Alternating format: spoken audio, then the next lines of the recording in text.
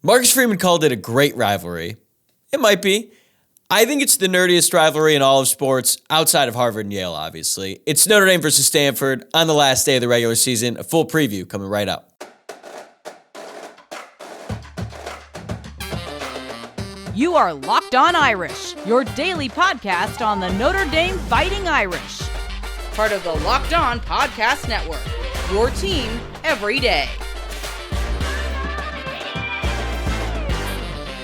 What's going on, and welcome to Locked On Irish, your daily Notre Dame podcast. Today is Wednesday, November 22nd, and thank you for making this your first listen of the day. I'm your host, Tyler Wojciak. I graduated from Notre Dame in 2018, and now I'm a producer covering college football for Fox Sports. And today's episode is brought to you by PrizePicks. Go to prizepicks.com/LockedOnCollege and use code LockedOnCollege for a first deposit match up to $100. Daily fantasy sports made easy. All right, it's time to talk about Notre Dame's final game of the 2023 regular season as the Irish will travel to Palo Alto, California to take on the 3-8 Stanford Cardinal on Saturday. In this episode, I'm going to go over my keys to the game for the Irish, and I'll tell you a little bit about what Stanford brings to the table in all three phases of the game.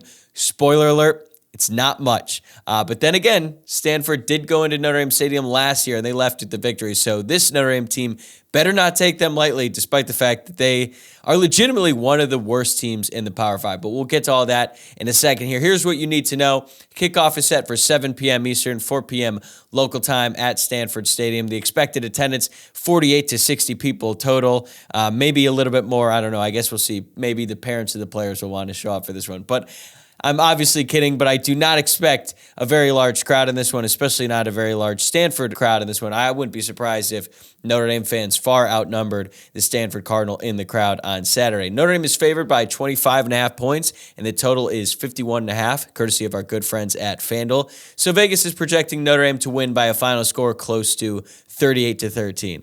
The game will be broadcast exclusively on the Pac-12 network. So here's how you watch on the Pac-12 network if you don't want to subscribe. And I would suggest not subscribing because this is going to be the last game ever on the Pac-12 network. So Fubo is a television streaming service similar to YouTube TV, and they offer the Pac-12 network as part of its package. You can sign up for a 7-day free trial on Fubo. If there's someone listening to this who works for the company, they might get a little mad at me for sharing this information. But you came here, you want to watch your Notre Dame Fighting Irish on Saturday. Here's how you do it without paying a fortune.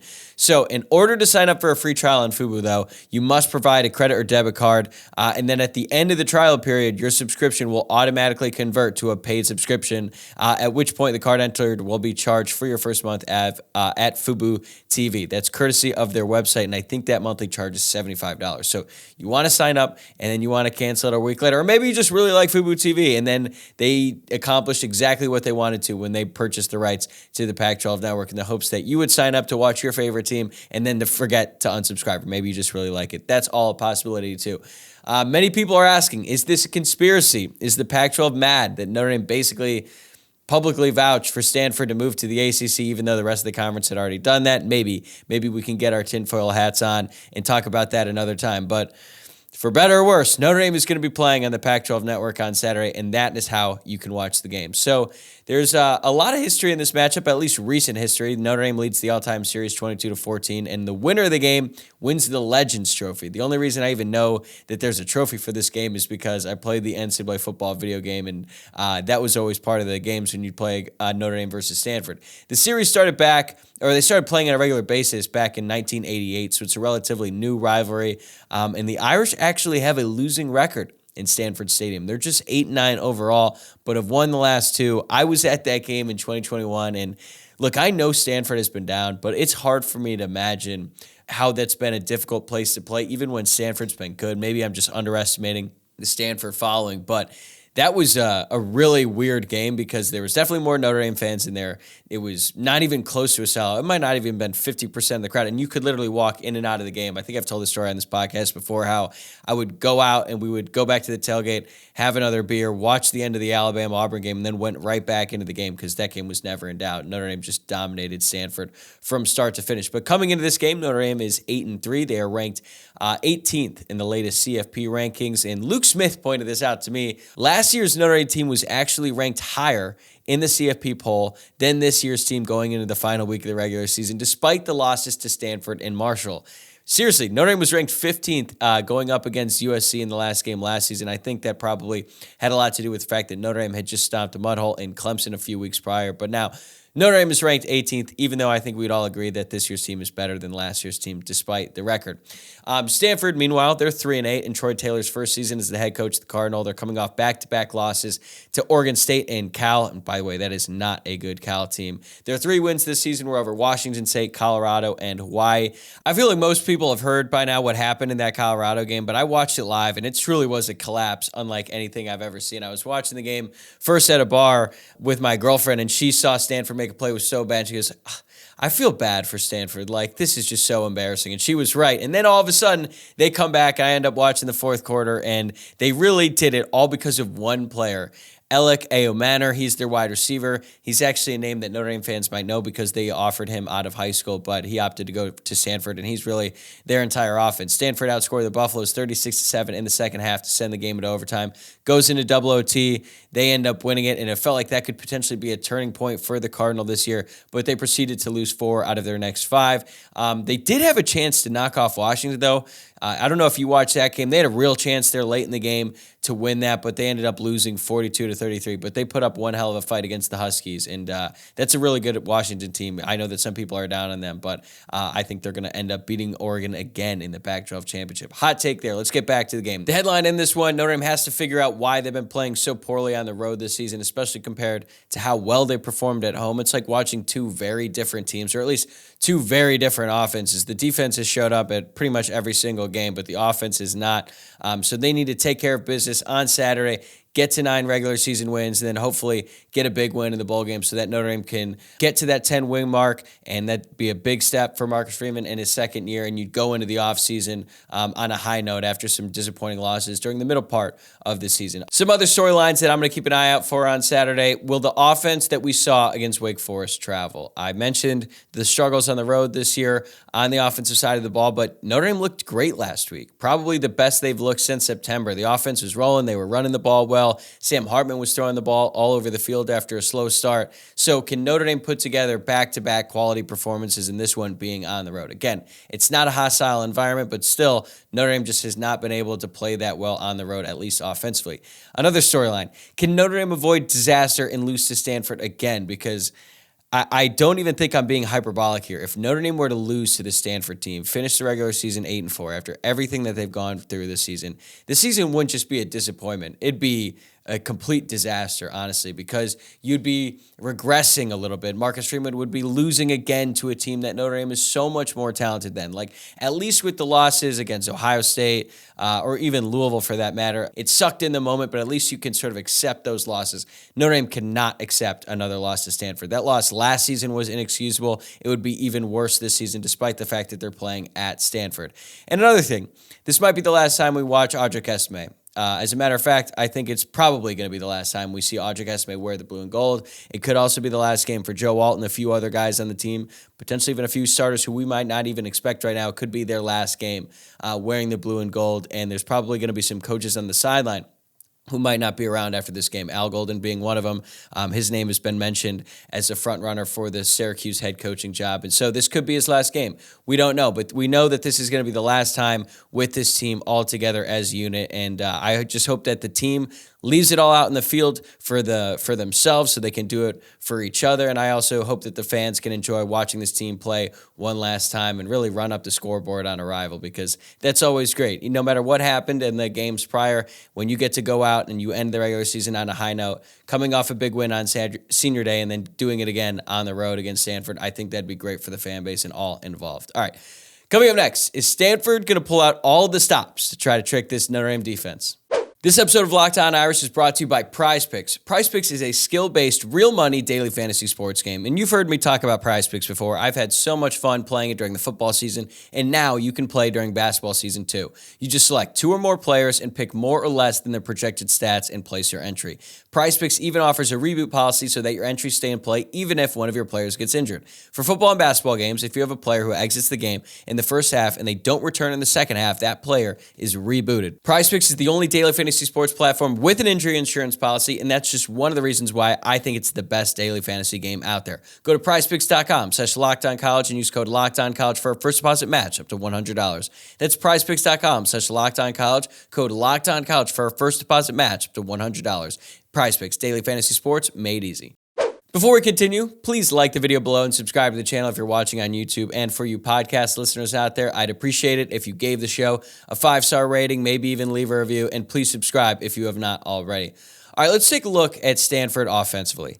Tavita Pritchard is their offensive coordinator, and I gotta say, their lack of success in offense has not been due to lack of effort. And I don't mean that solely in regard to the players and their effort on the field. I mean that for the coaches as well, and in particular on offense. Pritchard is going to try to throw the kitchen sink at Notre Dame. They try everything, okay? They're going to line up in a bunch of exotic formations. They're going to do a bunch of motion, shuffling pre-snap. They're going to try to do anything to try to catch the opposing defense off guard. Marcus Freeman even made mention of it in his press conference on Monday. He said he walked into Al Golden's office and it looked like a mad scientist had taken over his whiteboard. So they're ready for everything. It could be different motions. It could be more trick plays like what Notre Dame saw against Wake Forest. They are ready, and they are going to be prepared for pretty much anything, because I think that's the only thing that Stanford can do on offense is just try to come up with some crazy new stuff that Notre Dame is not ready for and hope it works out. But the reality is that Pritchard just doesn't have the talent on his offense to do much, no matter how hard he tries. And it starts on the line of scrimmage. They lost 6 of their top 7 offensive linemen from last season to the transfer portal. And honestly, a lot of those guys are starting for different Power 5 teams. And this year, they've tried a bunch of different combinations of backups, true freshmen, and none of it has clicked. Their quarterback, Ashton Daniels, he's got one of the lowest QB ratings in the entire country, but he is a pretty good runner. As a matter of fact, he leads the team in rushing with 295 rushing yards, which probably tells you all you need to know about the run game if their leading rusher has less than 300 yards going into the last game of the season.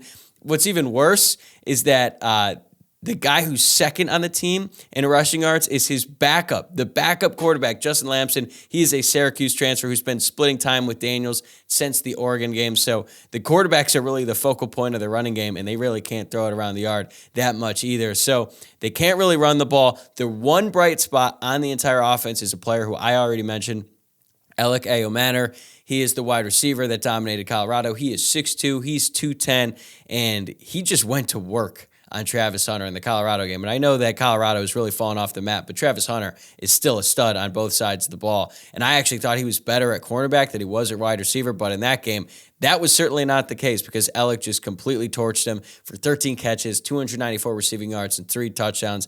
He carried them to a win. It was honestly one of the best individual performances I've ever seen by a college wide receiver. It's up there with Jackson Smith and Jigba in the Rose Bowl. Seriously, he was that good. So Notre Dame has to know where he is at all times, and it's worth doubling him any chance they can, in my opinion. Also, Stanford, they usually have a really good tight end or two. They do have a good tight end, but unfortunately, Benjamin Urasek is injured. He got injured about halfway through the season. He's out the rest of the way, and he caused some problems for Notre Dame last year, but he will not be on the field on Saturday. So considering all the problems they have or the lack of talent that they have, this group has not been able to produce a hell of a lot. The most points they've scored in a game in November is 17. They're 111th in the country in scoring offense and yards per play. They're 96th in points per drive. They're 112th in pass efficiency, 107th in rushing offense, so they can't run or pass, and they're 116th in sacks allowed. I could keep going here, but you get my point. This offense flat out stinks.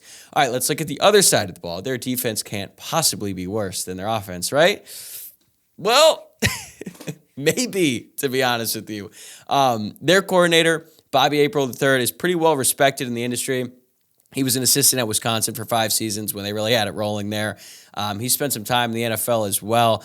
I was going to go through some of the names of the guys on defense, and I honestly could not recognize a single one. And I think that's pretty rare for me because, I'm covering college football every single day for my day job, and then I come home and I do this. But I really do not recognize a single guy on that Stanford defense. And I seriously wonder, if you took both defensive coordinators and you had them draft a defense using both of these teams, I think we're taking several Notre Dame backups before you pick one Stanford starter on defense. Maybe that's a little much, but I seriously think that would be the case in this scenario.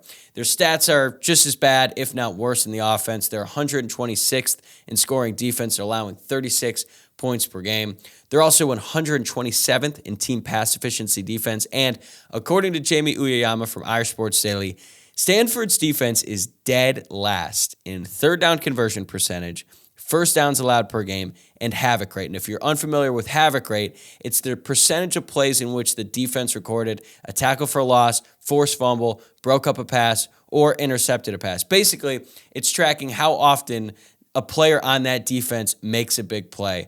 And they are the worst unit in the country at doing just that. So this defense does not do anything to help out their offense, which could use a lot of help. They just don't make impact plays on the field.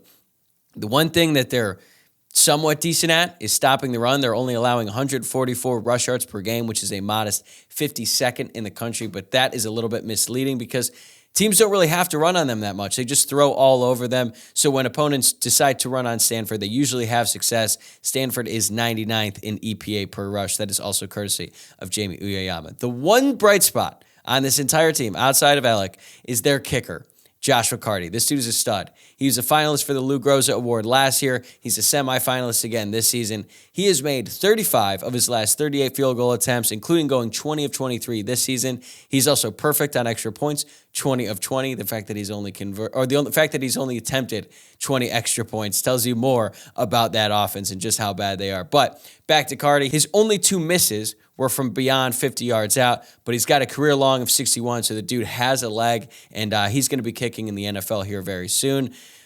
Also on special teams, their punter's fine. They rarely ever have to kick off because they're not scoring many points, and for as much as they have to return kicks, they haven't done anything with them all season long. But I feel like that's enough piling on Stanford, so coming up right after this, I'll give my keys to the game and share some predictions. Today's episode is sponsored by LinkedIn Jobs. These days, every new potential hire can feel like a high-stakes wager for your small business. You want to be 100% certain that you have access to the best qualified candidates available, and that's why you have to check out LinkedIn Jobs. LinkedIn Jobs helps find the right people for your team faster and for free. I used LinkedIn Jobs a couple years ago, and they made it easy to contact the hiring manager, learn more about the role, and eventually, I got the job. LinkedIn also makes it incredibly easy to create a free job post on LinkedIn Jobs. All you have to do is add your job and the purple hashtag hiring frame to your LinkedIn profile to spread the word that you're hiring. Simple tools like screening questions make it easy to focus on candidates with just the right skills and experience so you can quickly prioritize who you'd like to interview and hire. We all know hiring people can be time-consuming, but adding the right team member can be invaluable to your business, and LinkedIn Jobs makes it easier than ever. It's why small businesses rate LinkedIn Jobs #1 in delivering quality hires versus leading competitors. LinkedIn Jobs lets you find the qualified candidates you want to talk to faster. Post your job for free at linkedin.com/lockedoncollege. That's linkedin.com/lockedoncollege to post your job for free. Terms and conditions apply. All right, let's take a look at my keys to the game for an Irish victory, and when I look at this, one thing is clear. Stanford cannot beat Notre Dame. Only Notre Dame can beat Notre Dame in this one. And what I mean is, if the Irish come in and they play a clean game, they don't lose the turnover battle, they don't commit a rash of penalties, the flight doesn't get delayed, the bus makes it to the stadium safely, then they should win this game. Now, I'm not saying that they can't lose to Stanford because it happened last year, but for as bad as that Stanford team was last season, and they were horrible, don't get me wrong, this team is worse. So as long as Notre Dame doesn't beat themselves, this should be a blowout win.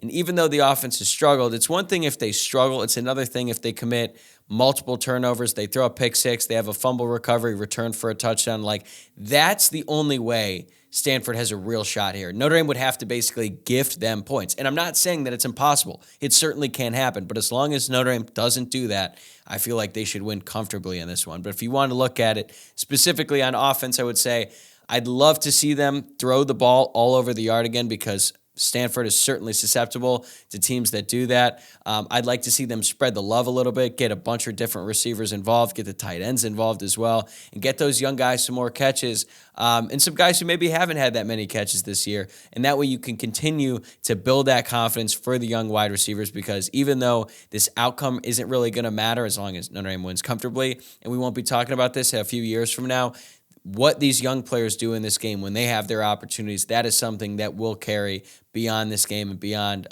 really this season. I think this is also a good opportunity for guys like Billy Schrouth to build some confidence, maybe even Ashton Craig, depending on the health status of Zeke Rell. I don't know if he's still in concussion protocol at this point, but if Schrouth is definitely starting in place of Rocco Spindler, if Ashton Craig gets another start at center, it's good for those young guys as well. On defense, like I was saying earlier, you just have to stop Alec Ayomanor and stay disciplined defending the quarterback run game. That's really it. They just don't have enough weapons. I'm sure that Stanford is going to try some trick plays in this one. Hell, it worked for Wake Forest. Why not try it if you're Stanford? So Notre Dame has to stay disciplined on that and make sure that they aren't overcommitting to anything. And Stanford's certainly going to try. They're going to give it all they have in this one, but I think Notre Dame have everything they need to stop this Stanford offense, no matter how many different gadget plays they try and run there. I am curious to see how Notre Dame defends Alec. I said before that I think they should double him every play because Stanford just doesn't have any other threats that can beat this group, but maybe Notre Dame is going to want to let those elite corners go one-on-one with him a few times. If that does happen, don't be surprised if Ayomanor catches a couple 50-50 balls over Hart or Morrison. Like, I know how good those corners are, but this dude's a beast, man, and he's that talented. So it should be a fun matchup to watch. It might be the only fun matchup to watch that I expect to be competitive. So as for my score prediction, I think Notre Dame is going to win this one 48-6. I know the offense has struggled a little bit on the road. This isn't going to be a hostile road environment, and this team is just not that good. There's going to be more Notre Dame fans. It's going to be like a weird, not a home game away from home because there's just not going to be that many people in the crowd, but it's going to be a sleepy game. So as long as Notre Dame is up for this one, they should be able to win handedly. I think they're going to be able to put up a lot of points. It's going to be similar to 2021 when Notre Dame was just scoring at will. For Stanford, I think Carty's going to get a couple field goals in this one. I would be shocked if the Irish defense let up a touchdown. Maybe they give up one in garbage time, but I don't really count that. So I'm taking Notre Dame to cover the 25.5 point spread. I like the over as well, but Notre Dame is going to have to do practically all the work in order to get that over. And maybe they do it on their own. It's not out of the realm of possibility that Notre Dame puts up over 51 points in this game. We will have to see. Other predictions, more player specific here. I'm going to go out on a limb and say Cam Hart gets his first interception of the year. Teams just aren't throwing to him, and for good reason. He's completely locked down the guys that he's faced this season. But I think that Stanford is going to try him one too many times in this game, and I think that Cam Hart is going to get a much-deserved interception because he hasn't had one all year. He's a fifth-year senior, and I just hope that he gets rewarded for all that he's done in this season and in his career with an interception in his last regular season game.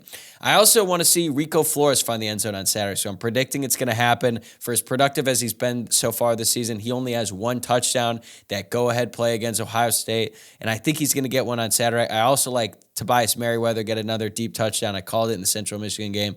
Call it again in this one, and I think that would be huge for him to have back-to-back games to the big play. And as I said before, I think this is going to be the last time we see Wojciak Esme in a Notre Dame uniform, as sad as that may be. But I think he's going to go out on top. I think he's going to be pissed off by the fact that he was not nominated as a semifinalist for the Doak Walker Award given out to the nation's top running back. You know, I disagree with that, obviously, but also Bucky Irving, the running back for Oregon, who is unbelievable, wasn't nominated either. So I don't know what it is with Notre Dame players in these awards. It seems like they get snubbed every year, but I think Wojciak Esme is going to take some of that anger out on the Stanford defense. I think he's going to eclipse 100 yards. I think he's going to have a couple touchdowns, and if this is the last time we see him in a Notre Dame uniform, he's going to go out running the ball all over the Stanford defense with a couple touchdowns and over 100 rushing yards. All right. That's going to do it for this episode. Thanks again for making this your first listen of the day. This is going to be my last episode of the week because tomorrow is Thanksgiving. So I hope you guys have a nice and relaxing holiday weekend. Enjoy all the food, football, beer, and wine that your heart desires. And be sure that you're subscribed to the show on YouTube, wherever listening to the podcast. I really do appreciate during this time of being thankful. I am very thankful for you who tune in to the show every single day. I can't tell you how much I appreciate it and how much I enjoy doing the show for you each and every week. Also, give us a follow on social media. Wherever you do your social media, the Twitter/X is @LockedOnIrish. Instagram is @LockedOnIrishPod. And enjoy the game on Saturday. I will be back with you early next week, probably Monday. Maybe I can squeeze it in on Sunday. But until then, go Irish.